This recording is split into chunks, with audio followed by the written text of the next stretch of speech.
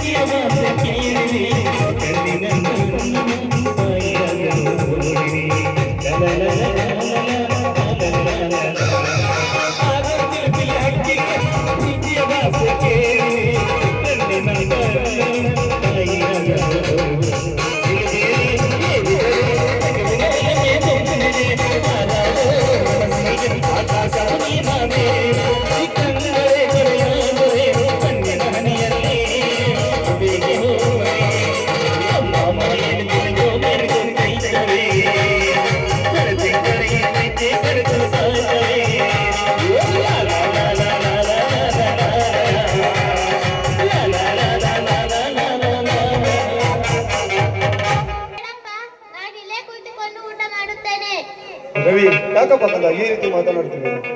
ಇದು ನಿನ್ನ ಮನೆ ಅಲ್ಲವೇನೋ? ಮನೆ ಹೌದು ಚಿಕ್ಕಪ್ಪ, ಆದರೆ ಅಪ್ಪನಿಲ್ಲದ ಒಳಗೆ ಹೋಗುವಂತಿಲ್ಲ. ತಂಗಿ ಬಾಳ ಹಠ ಮಾರ್ಯವ, ಅವನು ಇಲ್ಲೇ ಕೂತ್ಕೊಂಡೆ. ನಾವು ಸ್ವಲ್ಪ ಪೊಲೀಸ್ ಸ್ಟೇಷನ್ಗೆ ಹೋಗಿ ಬರ್ತೀವಿ. ಸರಿ ಅಣ್ಣ.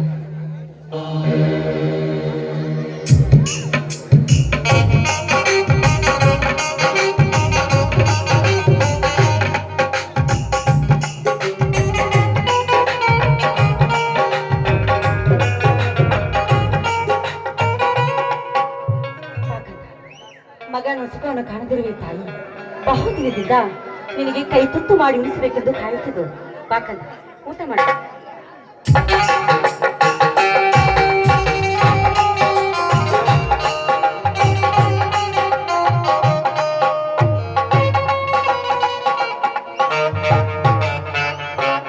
ಜ್ಯೋತಿ, ಇದು ಊಟದ ವ್ಯವಸ್ಥೆ. ಯಾವ ಊರ ತಿರುಕ ಊಟಕ್ಕೆ ಕೂತ್ರು ಅಮ್ಮ ಅಮ್ಮ ಸಿಕ್ಕಾರ ಮನೆಗೆ ಬಂದು ತಕ್ಕಂತೆ ತಿಂದು ಅಮ್ಮ ಅಂತ ನನಗೆ ವಕ್ರ ದೃಷ್ಟಿಯಿಂದ ನೋಡ್ತಾ ಇದ್ಯಾ? ಒಳ್ಳೆ ಮಾತಿನಿಂದ ಈ ಮನೆಯಿಂದ ಹೊರಗೆ ಹೋದ್ರೆ ಸರಿ, ಇಲ್ಲವಾದ್ರೆ ಕತ್ತು ಹಿಡಿದು ಆಚೆ ನೂಕುವೆ. ಅವನು ಭಿಕ್ಷುಕನ ಈ ಮನೆಯ ಸೊಸೆಯಾಗಿ ಬಾಳಿ ಸತ್ತು ಹೋದ ನನ್ನ ಅಕ್ಕನ ನಂದಾದೀಪ. ಇವನು ನಿನ್ನ ಮಗ ರವಿಕುಮಾರ್ ಅಕ್ಕ. ಇವನೇ ಮನೆ ಕೀರ್ತಿಸಿದ್ದರ. ಏನೇ ಗಯ್ಯಾನಿ, ನನ್ನ ಗಂಡನಿಗೆ ಇನ್ನೂ ಒಂದು ಮಕ್ಕಳೇ ಆಗಿಲ್ವಂತೆ. ಮದುವೆಗೆ ಮುಂಚೆ ನೀನೇ ಆ ಕೂಸನ್ನು ಹೆತ್ತಿದ್ದೀಯ, ಹೆತ್ತು ಅನಾಥಾಶ್ರಮದಲ್ಲಿ ಬಿಟ್ಟಿದ್ಯಾ. ನನ್ನ ಮೈದನನ್ನು ತಲೆ ಕೆಡಿಸಿ ಅವನನ್ನು ಮದುವೆ ಆಗಿ ಈಗ ಈ ರೀತಿ ಹೇಳ್ತಾ ಇದ್ಯಾ? ಒಳ್ಳೆ ಮಾತಿನಿಂದ ಮನೆಯಿಂದ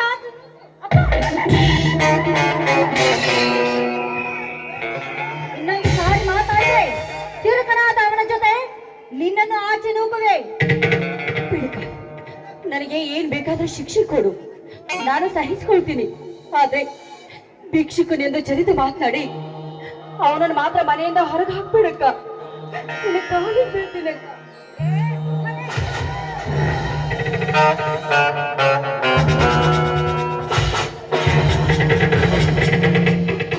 ಅಮ್ಮ, ನನ್ನ ಸಲುವಾಗಿ ನೀವೇಕೆ ಇವಳಿಂದ ವಧಿಸಿಕೊಂಡು ಸಂಕಟ ಪಡುತ್ತಿರುವಿರಿ? ನನ್ನನ್ನು ಹೆತ್ತ ನನ್ನ ಧರ್ಮ ದೇವತೆ ಕೈ ಬಿಟ್ಟು ಹೋಗಿರುವಾಗ ಈ ಮನೆ ಆಸೆ ಆದ್ರೂ ನನಗೇಕೆ ಇವಳ ಸಂತೋಷದಿಂದಿರಲಿ. ಬರ್ತೀನಿ. ನನಗೆ ಎಂತ ವನವಾಸ ಬಂದ್ರೂ ಕೂಡ ನಾನ್ ಸಹಿಸ್ಕೊಳ್ತೀನಿ. ಆದ್ರೆ ನೀನ್ ಮಾತ್ರ ಈ ಮನೆ ಬಿಟ್ಟು ಹೋಗ್ಬೇಡ. ನೀನೇ ಮನೆ ಬಿಟ್ಟು ಹೊರಟೋದ್ರೆ ಮುಂದೆ ನನ್ನ ಸ್ಥಿತಿ ಏನು ಕಂದ? ಅಮ್ಮ, ಪರಿಸ್ಥಿತಿಯ ಒತ್ತಡಕ್ಕೆ ಸಿಲುಕಿದ ನಾನು ನಿನ್ನ ಮಾತಿಗೆ ಏನೆಂದು ಉತ್ತರ ಕೊಡಲಿ? ಈಗ ಅವರ ದಾರಿಯಂತೆ ಹೋಗೋಣ.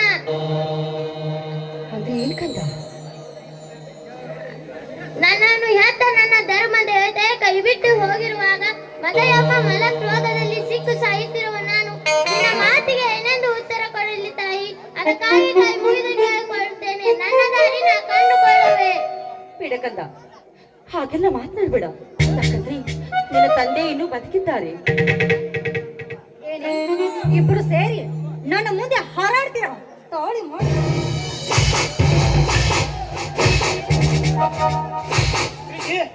ಏನಿದೆಲ್ಲ? ಇನ್ನು ಏನಾಯ್ತು ಅಂತ ಕೇಳ್ತಾ ಇದ್ರಲ್ಲ. ಅಲ್ಲ ರೀ, ನನ್ನ ಮಗನಿಗೆ ಪಾಪ, ನನ್ನ ಮಗನಿಗೆ ಊಟಕ್ಕೆ ಹಾಕ್ತಾ ಇದ್ಲು ತಿರುಕನಂತೆ. ಯಾಕೆ ಜ್ಯೋತಿ, ಯಾಕೆ ಈ ರೀತಿ ಮಾಡ್ತಿ ಅಂತ ಕೇಳಿದ್ರೆ ನನಗೆ ನೋಡ್ರಿ ಹೇಗ್ ನೋಡ್ತಾ ಇದ್ದಾಳೆ. ಅಕ್ಕ ನೋಡ್ರಿ, ಅಕ್ಕ ಅಂತ ಹೇಗ್ ಮಾತಾಡ್ತಾ ಇದ್ದಾಳೆ. ಮಾತಾಡ್ದು ಅಷ್ಟೇ ಅಲ್ಲ ರೀ, ನನ್ನ ಕೆನ್ನಿಗೆ ಹೊಡೆದ್ಲು.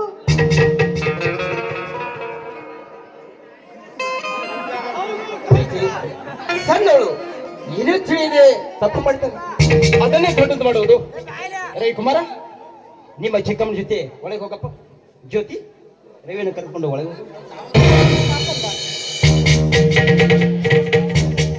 ಏನ್ರಿದು ಅಸಭ್ಯತನ? ಅಲ್ಲ, ಮದುವೆಗೆ ಮುಂಚೆ ನನಗಿನ್ನೂ ಮಕ್ಕಳೇ ಆಗಿಲ್ವಂತ ಹೇಳಿದ್ರಿ. ಈಗ ನೋಡ್ತಾ ಇದ್ರೆ ಈ ಮನೆ ತುಂಬಾ ಹೊಲಸು ತುಂಬಿಕೊಂಡಿದೆ. ಅದೆಲ್ಲ ನಿನಗೆ ತಿಳಿದ ವಿಚಾರ. ನನ್ನ ಆತ್ಮೀಯ ಸ್ನೇಹಿತ ಶರತ್ ನನ್ನೆದುರಿಗೆ ನಿನಗೆ ತಿಳಿಸಿ ಹೇಳಿದ್ವಿ.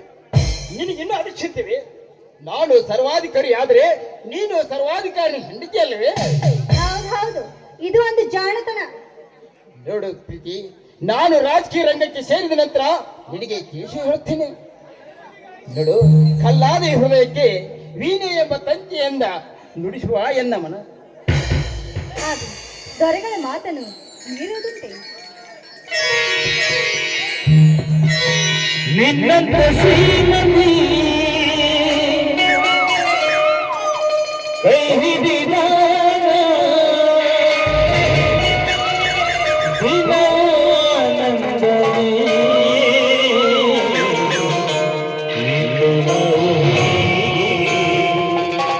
ಸೇರಿ ಹಾಡುವಾಗ ಬದುಕೆ ಸರ್ಗ.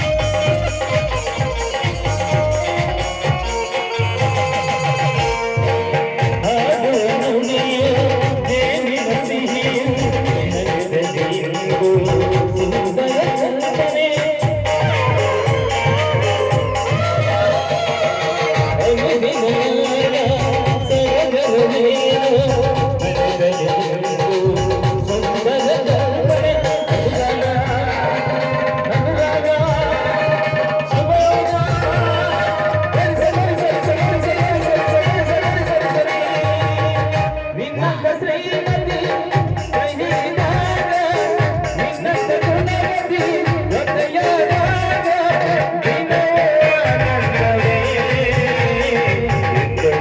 ಹೀಗೆ ಸೇರಿಹದುವಾಗ ಬದುಕೇ